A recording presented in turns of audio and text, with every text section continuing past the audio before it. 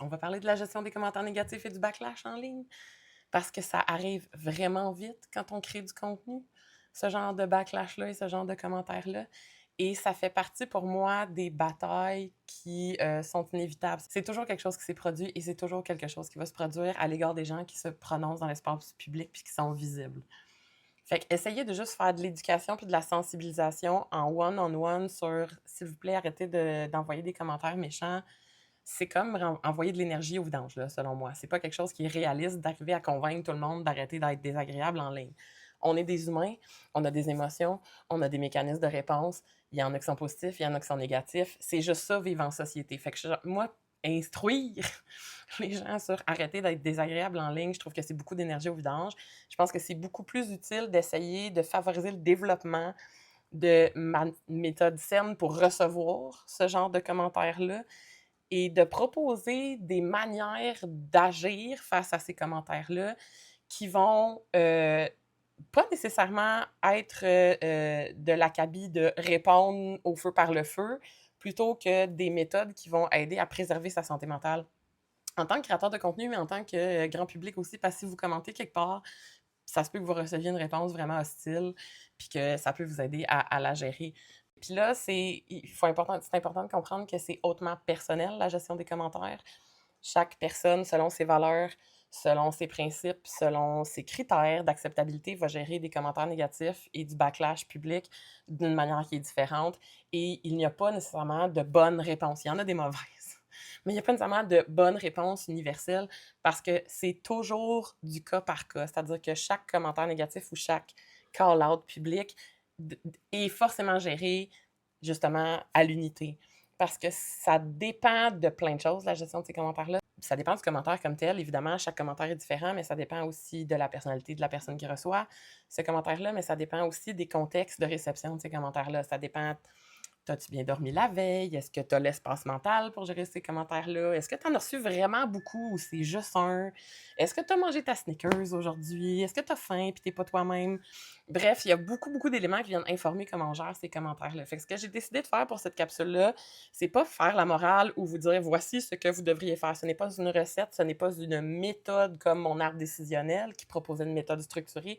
C'est juste pour moi, une manière de modéliser comment moi je fonctionne. Question que certaines personnes puissent peut-être être inspirées, voir des approches qu'elles peuvent considérer ou trouver une manière de procéder qui, eux, est confortable pour eux.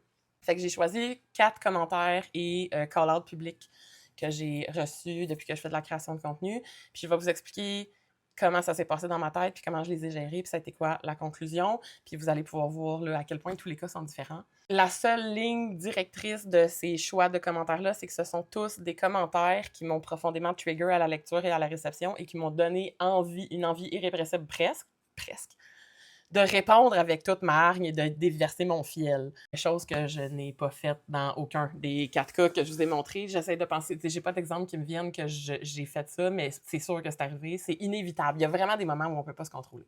Le premier exemple, c'est mon préféré. C'est celui, honnêtement, je me fais des high five sur celui-là. Je suis vraiment fière de ma réponse. C'est un commentaire que vous allez pouvoir encore trouver parce qu'il est encore là sous ma publication que j'ai faite sur les lois qui encadrent l'affichage de la publicité chez les créateurs de contenu. En dessous de cette publication-là, sur TikTok, il y a un monsieur qui est venu dire cette personne-là n'est pas qualifiée, c'est genre de la faute. Je paraphrase, là, je ne l'ai pas sorti. Vous allez voir la capture d'écran accurate à l'écran. Mais ce monsieur-là était bien fâché après moi, puis il a dit c'est de la désinformation, nanana, t'es pas avocate, blablabla. J'ai reçu ça, puis le ton qu'il emploie, puis le choix de mots qu'il emploie vient hautement discréditer comme ma lecture de la loi, le travail que j'ai fait en amont de cette capsule-là, les vérifications que j'ai faites pour m'assurer que j'ai pas dit de niaiserie. Mais le monsieur, il sait pas, lui, le travail que j'ai fait en amont. Fait que mon réflexe, ça aurait été de l'envoyer promener, puis j'ai fait un instant.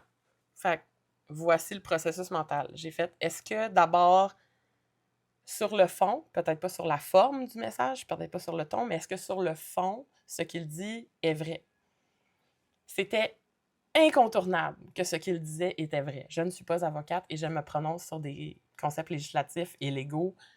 Il a complètement raison. Et il a raison que c'est risqué. Deuxième question que je me suis posée, c'est si c'est vrai, est-ce que c'est utile? c'est définitivement utile de réitérer quand on se prononce dans un domaine qui n'est pas notre expertise, que c'est pas notre expertise, puis qu'il vaut mieux aller consulter d'autres sources pour s'assurer de ne pas faire de bévues. À la lumière de ces deux réflexions-là, j'ai fait, écoute, le ton, je suis pas fan, sauf qu'un ton, c'est tellement relatif, puis c'est tellement personnel. Je pouvais pas juste délire ce commentaire-là basé là-dessus, il fallait que je me base sur le fond du message qui était à la fois vrai et à la fois utile. Fait que j'ai laissé le commentaire là et j'ai répondu merci de le rappeler. Effectivement, je suis pas avocate. Consulter des avocats, blablabla. Si c'était encore possible de piner des commentaires sur TikTok, ce commentaire-là serait piné en haut de ma capsule. C'était un cas relativement soft, mais je trouve que c'est un bon exemple de comment j'ai procédé dans mon traitement de cette information-là. Deuxième exemple que j'ai à donner, c'est un call-out, puis je vais vous expliquer le petit récit, parce que c'était pas nécessairement un call-out direct vers moi, c'était dans la période où avec l'histoire d'Elisabeth Lemay, où j'ai fait une capsule pour dire que Radio-Canada avait merdé, à mon avis, de supprimer 2 vidéos qui avaient reçu du backlash en ligne parce que les conséquences étaient désastreuses. Et quelques jours plus tard, il y a À Gauche sur Instagram qui a fait une publication pour dire que les créateurs de contenu qui mettaient ces deux cas-là sur un pied d'égalité en sous-entendant que les conséquences étaient les mêmes, que c'était hautement nocif pour plein de raisons. Et là, j'ai reçu ce message-là. Et à la différence du premier exemple que j'ai donné, c'est que le compte À Gauche, c'est un compte que je respecte et que j'admire, qui font un travail que j'aurais pas les couilles de faire, honnêtement, puis qu'ils le font quand même bien. Fait que recevoir ça de leur part, j'étais ah merde! Ça fait plus mal quand c'est des gens qu'on respecte. Et là, honnêtement, je l'ai reçu, puis je me suis dit, oh mon Dieu, il faut que je me défende, il faut que je me justifie. Genre, ils ont trouvé que mon contenu était problématique, il faut vraiment que j'explique, puis là, je préparais des réponses dans ma tête, puis là, je tapais, puis je délitais, puis là, j'ai fait un instant, j'étais comme rendue overwhelmed, je me suis dit, on va respirer. J'ai posé mon sel, je suis allée prendre une douche. Et je me suis posé les mêmes questions. Je me suis dit, est-ce que c'est vrai ce qu'ils disent? Est-ce que j'ai fait toute ma due diligence par rapport à ce contenu-là pour m'assurer que c'était clair ce qu'ils disaient? Et quand je suis sortie de la douche, je suis allée répondre sous la publication de À Gauche, j'ai fait... Puis il m'avait pas mentionné, il m'avait pas nommé. Donc j'ai répondu, est-ce que ça se peut que ce soit mon syndrome de l'imposteur qui pense que c'est de moi que vous parliez? Vous avez 100% raison, je vais aller mettre un ajout dans les commentaires sur le fait que les cas sont différents, que les conséquences sont pas les mêmes, etc. Fait que j'ai effectivement fait ça. Et finalement, on m'a répondu que c'était pas de moi qui parlait ce commentaire-là. Fait que je me suis emballée pour rien. Ce qui est un excellent rappel sur le fait que le backlash et les commentaires négatifs, quand c'est des call-outs, ça se peut que ça ne vous concerne pas pantoute. Et c'est important de toujours considérer qu'on n'est pas le nombril du monde, que notre chambre d'écho dans laquelle on se trouve peut donner l'impression qu'on nous vise, peut donner l'impression que des crises sont plus grosses qu'elles sont, peut donner l'impression qu'une situation est une catastrophe, alors que ce qui se passe dans votre chambre d'écho n'a aucune espèce d'importance à l'extérieur de cette chambre d'écho-là et tout le monde, ultimement, s'entorche de ce qui se passe. Fait que c'est toujours important de relativiser en se rappelant ça. On n'est pas si important qu'on pense. Troisième exemple de commentaire, c'est un call-out, en fait, qui a été fait par une créatrice de contenu que j'admire profondément, que j'admire encore, qui a été fait sur ma vidéo sur les 62 millions de visiteurs sur le site. Je ne vais pas renommer, là, il y en a qui sauront, juste avec le chiffre. Et j'ai essayé d'argumenter d'une manière assez agressive là, sur les gens qui disaient que c'était encourager des violeurs, que de donner de la désinformation sur ce cas-là. Puis j'ai tagué une créatrice de contenu qui avait tenu ce discours-là.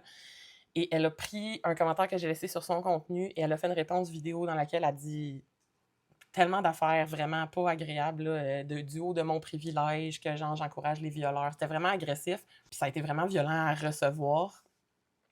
Le processus mental que j'ai fait là-dedans, d'abord, je pouvais pas gérer rien, c'était pas sur mon compte, fait que ça allait rester là, c'est elle qui a le pouvoir. Je me suis surtout demandé est-ce que je suis capable de comprendre elle arrive d'où, puis c'est quoi son point. Puis encore une fois, sur la forme, c'était vraiment désagréable, mais je comprends la forme parce que je comprends son point, qu'il y a certaines personnes qui utilisaient l'argumentaire que je venais de dire pour discréditer la cause. Et je me suis dit, ça donne rien de me battre contre ça parce que sur le fond, elle a raison.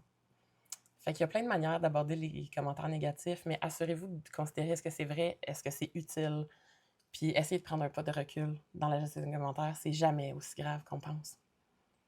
C'est tout, bye.